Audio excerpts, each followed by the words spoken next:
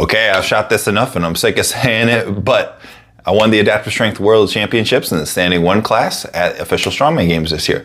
So it's pretty cool being able to say I'm world champion, especially that Swarbrick is a world champion, but time to move on to some other stuff. So we're gonna shoot this recap real quick.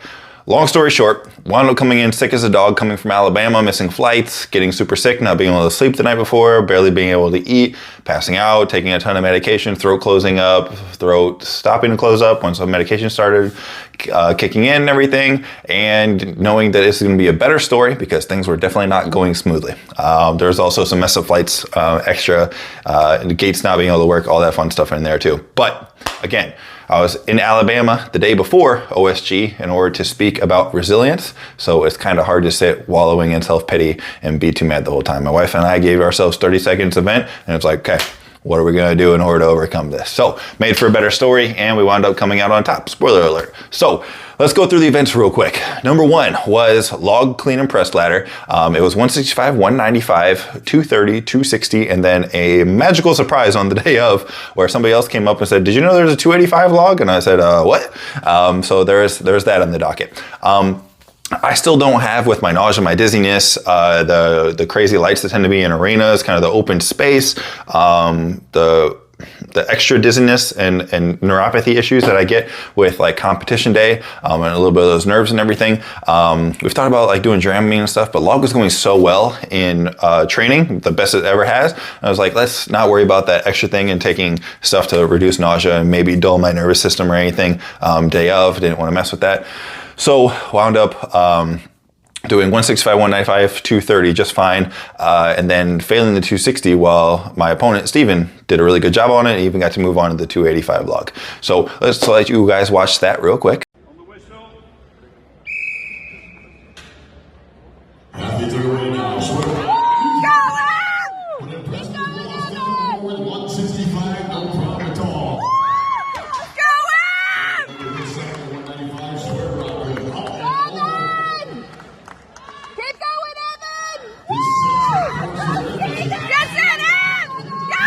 By this point, I was able to actually put out full sentences. My voice was kind of working. I didn't feel like I was going to chronically pass out the entire time. And the rest of the day was having our snacks of like, Nutri-Grain bars and gummy candy and Rice Krispies. And I had vitamin water for my electrolytes and pre-workout, and just being able to ride that wave of staying calm, putting some food down the hatch in between in order to kind of, again, ride the waves of the very roller coaster day of competition where a lot of people stay really excited the entire time. I remember finishing my log event and then hearing teens and juniors doing their farmer's walk warm up 90 minutes before they were supposed to. A lot of people get really worked up and like, okay, on to the next thing, and they don't calm down. There's even a teen who I overheard, he's just like, I just had a couple of rains and now I'm just like freaking out and like I don't have any food in my stomach, blah, blah, blah. I was like, bro, come get some snacks, because we need to make sure that we're bringing things more parasympathetic and being able to calm down during events instead of stay on one the entire 6 hours, where it's like essentially you're doing a 6 hour long workout because you're freaking out and you're doing way too many warm-ups, and then it's like, oh, now I got cold because I warmed up way too early and I got to start warming up again. You're just freaking out. So being able to do minimal warm-ups was actually facilitated very well by OSG having a better schedule than any competition I've ever been around before. It was like 12:27, this class is going to do their event. It was phenomenal. So you knew like to the minute when you were going to be competing, so then you could have very minimal warm-ups, which is something I've been delving into a lot as well, using RPR, making sure that everything was revved up. Plus, I was sick as a dog, so I didn't really feel like doing a bunch of extra stuff and being on my feet too much extra. So we were able to really mitigate that and ride the wave and just switch on the adrenaline when the time came. So next up was a farmer's walk, like I said, where we were actually carrying a giant timber frame carry made out of wood and everything. It was super cool. I was trying to feel it and check it out and like appreciate the craftsmanship right before the event. I was like, oh, I got to go in 5 seconds. Like I got to lock in a little bit here. So I was able to do that. All we had to do was carry it down 50 feet. And I knew that when people were panically telling me, drop it, drop it, drop it, then I had crossed the line. And that was my double check. Instead of worrying about accidentally coming short or anything, it was just blast through that. And so, yeah, it was just 50 feet with 550 pounds. And I did so under 10 seconds, 9 point something, which was a nice run for me. I didn't work on striding out too much or anything, just being able to pick up, accelerate, and keep my back intact with my scoliosis. Obviously, things are a little bit wonky with that, but everything was behaving. And then it was off to nap time on my foam roller on a concrete floor. So we did that, and then it was getting ready for deadlifts. But let's let you watch that quick little farmer walk. Here we go, 550 pounds. So deadlifts was going to be 455, 495, 545, all in normal bars. And then there's an extra long whippy bar that I always forget the name of. And it had 600 on there. This was a big deal because for the adaptive class, we've never been asked to do that before. And the world record is somewhere around like 655, something like that. I can't remember exactly what it is in pounds compared to kilos.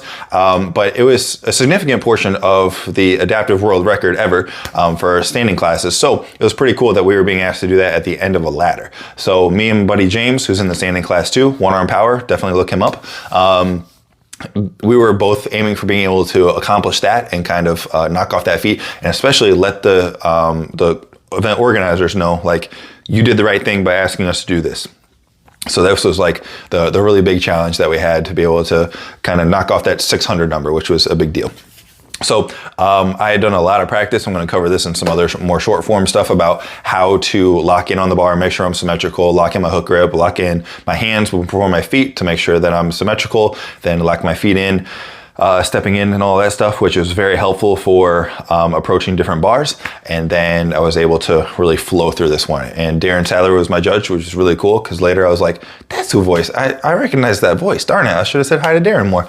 But he was my very professional ref, and we were able to get lined up, practice going between the 455, 495 bar. I reaffirmed that with my wife and my judge, Darren, that it was going to be similar distances between each bar. It's like, cool, I know how many steps I needed to take, and then find the bar, lock it in, all that fun stuff, and then just flow. So it's really weird going from really high tension, trying to pull a really good deadlift, to dropping it, calming down, taking in information, trying to loosely move your hands and then lock in, reapply a ton of tension, do the deadlift, and then on to the 2 more bars. But did a good job. So 45, 495, 545 flew, and then the 600 was able to lock that in, ride the whip of that super long bar, and knocked it out too. So kind of put my hands out like that was like the turning of the tide for the competition for me, where I started feeling like myself again. And again, I was really excited for that event the most because I knew the next one was going to be the most painful.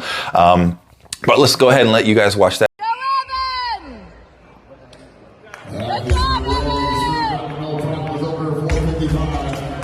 Mr. Morrison gets on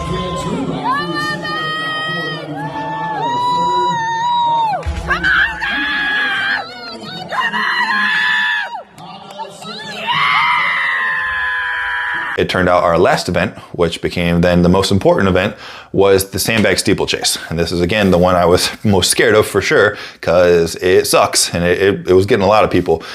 We had to pick up a 225-pound sandbag and then run it about 25 feet to a big hitching post, like this giant wooden frame, and load it over that. And then you can duck under or go around. I chose to duck under, and we practiced that in the back room to be able to then pick up the sandbag again and run it across the line. Then for us adaptive people, we didn't have to sprint all the way back. Instead, we had to pick up the sandbag that was waiting for us, which was a spherical 250-pound bag from Cerberus, and do the same thing. Putting it over the hitching post, go get it again, finish it across what was essentially our starting line. So my wife and I knew the math and everything, and that if we were to lose to Steven, who was in second place at that time by a point, then he would win, he would tie me, and then the tie goes to whoever won or did better on the last event, which would have been him. So we knew we had to win this one as well. So wound up getting really excited for this one. We'd done a ton of practice, so 3, 2, 1 drop, all the audible cues. We even had a competition in North Carolina in July where I was able to practice taking in the audible cue coming from what I'm going to load over, all this stuff. So like all these extra steps and extra effort that we put in over the last 6 months really paid off to be able to do really well on this one, and wind up wrapping up the World Championship. So you'll see us celebrate at the end here. So here's that clip.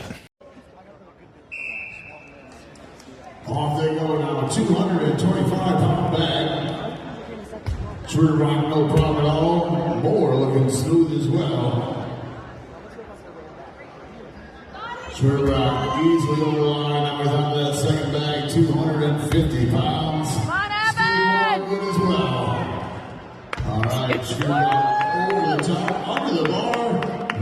Taking a carry across the line, we'll have our first finisher. And that's it. That was the 2025 Magnus for Magnuson Adaptive Strength World Championships at official Strongman games, which is again a very big deal because we are on an even playing field then with everybody else in the world, all the weight class and everything except for the really big guys. So it's a huge honor to be able to represent the adaptive community in this way, especially the blind community, since I was the only visually impaired person there this time around. I know a lot of other things happened to the other visually impaired athletes this year that made it not possible, but hopefully get more of us competing next year. So we're really hoping to build this adaptive space. So thank you to Magnus for Magnuson, Monica for Magnuson, Lynn Morehouse, Colin Bryce, Darren Sadler, all the people with OSG, all the volunteers who were lifting way more than anybody combined, and making all this stuff work so smoothly in the background. You know, we got Lee from the UK, all kinds of really wonderful people I was able to meet. I'm not the best socializing since I can't tell who the heck anybody is. And, you know, my wife doesn't memorize who all these people are because, you know, she's got a life outside of this as well. But we were able to hang out with some really wonderful athletes, and it's always nice being around a lot of these people. So excited to do that again next year, and again appreciate all the hard work that's gone in over the years to get Adaptive Strongman to this space, and hoping to continue building it up down the road. Some other things that we're doing with Cane-Enabled Fitness are going to be March 28th. We actually have in Columbia, South Carolina, a special Lift Without Limits adaptive fitness workshop for people with visual impairments. We're only accepting 30 people as well as one support person. It's going to be very cheap and affordable, and people are going to be getting all kinds of crazy bonuses and stuff. It's going to be a 4-hour workshop with some hands-on stuff, some lecture stuff. It's going to cover mental stuff, adaptations to exercise, some hands-on things, nutrition, wellness, everything. It's going to be absolutely fantastic. So I can only speak to so many bonuses right now, but I do know that behind the scenes, a lot of exciting things are happening that are going to make it well worth everybody as well. So if you know anybody with a visual impairment, any fitness level, and anywhere near Columbia, South Carolina, they need to come to that on March 28th, and they can reach out to me in order to figure out how they get signed up before we run out of spots. Another thing is there's going to be an adaptive strongman competition integrated with Miami's Baddest in the beginning of April this year. So hoping to go do that, and that'll be at the end of kind of my 16-week training block that I have planned out for my off season in order to rebuild the body and make sure that we have great momentum and health, importantly, going into this next year. And otherwise, we're still just building everything with K-Enable, finding sponsors, being brought on as affiliate stuff, appearing on podcasts, conference speaking, all that fun stuff. So if you have any questions about what we do or how you can get involved, go ahead and let me know. And in the meantime, please do us a really big favor by liking, subscribing, and sharing this to anybody you know with a visual impairment so that they are motivated to also keep pushing their boundaries as well.